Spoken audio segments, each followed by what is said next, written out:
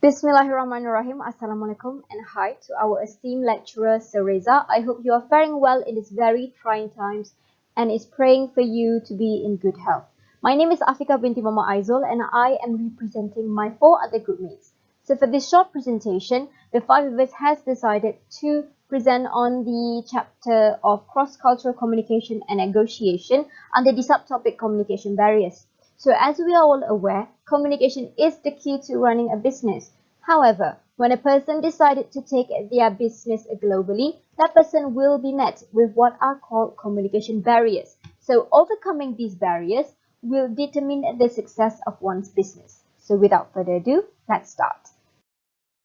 So before I dive right into our subtopic, which is communication barriers, let me first explain what is communication. So communication is the process of transferring the meanings from sender to receiver. So communication is a fairly straightforward process. It's a two-way process wherein the message in the form of ideas, thoughts, feelings, opinions is transmitted between 2 or more persons with the intent of creating a shared understanding, especially in doing business, whether domestically or internationally. And as I said earlier, communication is important in running a business, whether to communicate internally or to communicate externally, especially when marketing the business.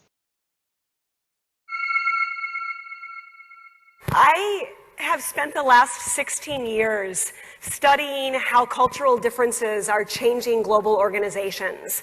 But I have not always been working in a cross-cultural space. I was raised in a very monocultural place. I was raised in Minnesota, in the Midwest of the US. And it was only later as an adult that I started living in other countries and kind of learning about these things. But I had a situation early in my career that got this all started for me, where I was on a trip to Japan with a Japanese colleague, and I gave a short presentation to a group of Japanese participants, and at the end of the presentation I asked them if they had any questions. When I looked at the group, no one raised their hands, so I went to sit down. My Japanese colleague then said to me, "Erin, I think actually there were some questions. Do you mind if I try?" And I said, "Okay, fine." So he then stood up, and again he said, any questions? And again, no one raised their hand. But this time, he looked very carefully at the group. "Oh, do you have a question?" And the woman said, "Well, thank you, I do." And she asked a fascinating question. And then he did it again. "Oh, do you have something you'd like to say?"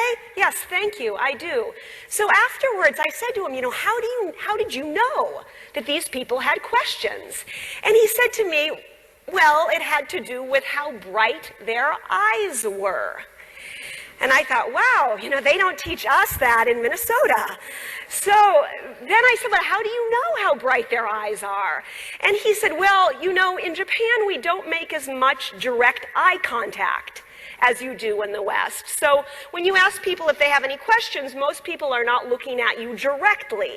But a few people in the audience are looking directly at you, and their eyes are bright. And that indicates that they would be comfortable with you calling on them." So the next day I gave another presentation, and again I asked if there were any questions, and again no one raised their hand. But this time I thought, okay, I'll just try. So I did as he'd instructed, and I looked carefully at the group, and I saw, just as he said, that only a couple of people in the room were looking directly at me. And if I really thought about it, well, yes, okay, their eyes were bright. So I gestured to one of them, and he kind of went like that, and then I said, "Would you like to say something?" And he said, "Yes, thank you." So this was a very important experience for me because, well, there's an expression in Japanese which is kuki yomanai. They shorten it to KY, and it means someone who is unable to read the atmosphere, or someone who's unable to read the air, meaning to pick up the communication that's in the air. And here we could see that he clearly could read the air, and I was clearly KY. But I also saw that with a little bit of assistance and direction, that I also could become better at picking up those signals that were in the air. So the previous video shows the clash of two very different cultures, which are the American culture with the Japanese culture. So Erin Meyer shared her experience in with the Japanese culture. So it started when she was on a trip to Japan with her Japanese colleague, and she was asked to give a presentation. So at the end of the presentation, Erin opened the stage to anyone who with the questions, but none of her Japanese participants had asked a question nor raised a hand until her Japanese colleague told her about the culture in Japan. So as Erin's Japanese colleague pointed out, the Japanese people do not raise their hand when they have a question, but instead they will make eye contact with the presenter. So after knowing this, Erin then tried again at another presentation the next day, where she opened again the stage to any questions. And then she realized there are a few people who made direct eye contact to show that they have a question. So as a business person, learning some people's culture is a must, and try to figure out something like she did. Because in the Japanese culture, the Japanese do not make direct eye contact with strangers as it is considered rude. So this is important in doing business in other country, because we need to learn how their culture is going and also try to read the air or situation of the meeting. So there are four types of communication barriers. The first one is culture or the impact of culture. Next is the non-verbal communication, language, and perceptual. So the first one I'm going to be talking about is the impact of culture. So culture can be a major barrier to communication. It can impact communication through cultural values and also misinterpretation. This is what portrayed by Erin and her experience in Japan earlier. So what are cultural values? So cultural values. When negotiating with someone from other culture, knowing the best way to approach the deal includes the awareness and the cultural values. So the Japanese rely on less words when communicating, which indicates their politeness, meaning that they communicate on non-verbal cues. For example, Japanese people greet people with bowing down, whereas Americans tend to shake hands to greet people, and the French tend to kiss people on the cheeks. So another example is that Japanese are very subtle, being too direct and using eye contact with people who they aren't close with or who are strangers are considered rude and uncomfortable to them. Next is misinterpretation. So misinterpretation is also a major problem in the impacts of culture. So Japanese tends to misinterpret and misuse the usage of grammar and word of choice, given that English is not their main language. So the example of typical problem faced is when they are confused between the word until and by. So for example, the sentence, I will be in Tokyo by July 15th. If the speaker tends to say, I will be in Tokyo until July 15, there will be some serious miscommunication. The next one, the Japanese tend to misinterpret a person through their tone of voice. So as we are all aware, Japanese is one of the languages that uses tone of voices. So a simple word like ha, if used in a different tone of voice, could lead to misinterpretation and miscommunication by the Japanese. So it is advisable that when doing business in Japanese, the business person is advised to learn the Japanese language for better communication with their Japanese audiences. The second barrier of communication is non-verbal communication. Like other countries of the world, Japan has its own business customs and culture. And when someone fails to adhere to tradition, the individual runs the risk of being perceived as ineffective or uncaring. So the following addresses three areas that are important in being correctly perceived by one's Japanese counterparts. So the first one is attire. So most Japanese business people dress in conservative dark or navy blue suits, although slight variations in style and color have come to be accepted in recent years. So as a general rule, what is accepted business attire in virtually any industrialized country is usually regarded as a good business attire in Japan as well. So next is business card. So the exchange of business cards is an integral part of Japanese business etiquette. And Japanese business people exchange these cards when meeting people for the first time.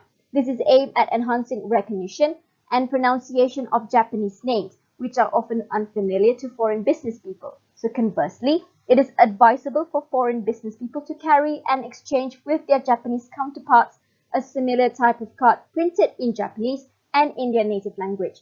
So when receiving a card, it is considered common courtesy to offer one in return. In fact, not returning a card might convey the impression that the manager is not committed to a meaningful business relationship in the future.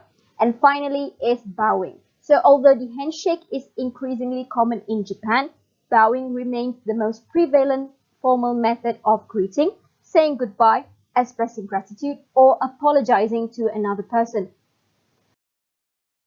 So here are some additional non-verbal communication. The first is physical contact. So if a Japanese person were to hit you, you can expect them to apologize almost immediately, because in Japanese culture, touching someone without their consent is considered extremely rude.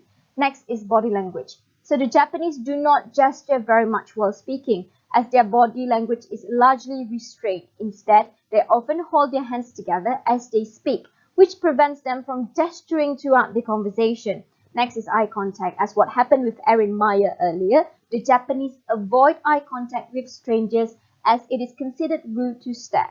Next is facial expression. It is common for Japanese people to maintain a placid expression and smile during an interaction regardless of the topic. Next is nodding. Japanese people often nod to acknowledge what it is said. And finally is feet. So displaying the soles of your feet is considered rude in Japan. The third communication barriers is language barriers. So English is the world's first choice language to use. As a common language to international communication, the prevalence of English speakers in Japan is actually very low, and tourists should not expect many of the locals to be able to speak English when visiting there. Real conversational fluency in English is very rare in Japan, probably at lower than 10% of the population. They prefer to speak in Japanese. So like the French, the Japanese prefer to communicate and converse in Japanese rather than English. So it is advisable again to any people who want to do business in Japanese to learn the Japanese language. So 3 problems with the language barriers. The first is misinterpreted behavior. So when you are quiet or shy, it is interpreted by the Japanese people that you are not sufficiently confident or self-assured. The second one is not fluent, because you will end up asking questions or making statements that convey the wrong messages. And finally, written communication. So poor writing is proving to be a greater barrier than poor talking. So before going to Japan, make sure you know the language through speaking as well as through writing. So the last communication barriers is perceptual barriers. So the first one is perception. So perception is sharing a common heritage, history, culture, and identity. People in Japan broadly anticipate their perception to be consistent with the other Japanese people around them. The Japanese language itself also influences people's perception of situations and one of another. So the language is very formal and observant. So next is advertising messages. So television is still the biggest platform of advertising in Japan. So the advent of digital marketing and social media has brought about other forms of advertising. In fact, more people are using social networks via their mobile phones to connect with families, friends, and colleagues, just for fun or for business. So now, more than ever, this is an era of mobile advertising heading to its sharpest in Japan as well. So finally is the view of others. So perception influences how individuals see others. So as a conclusion, I'm going to share 6 ways to cross the Japanese cultural language barriers. So the first one is to get to know the social rules, because it is important to blend in with the people in order to win the people. So typical of Japanese behavior is the punctuality and the politeness. Second is a business meeting is not a business meeting.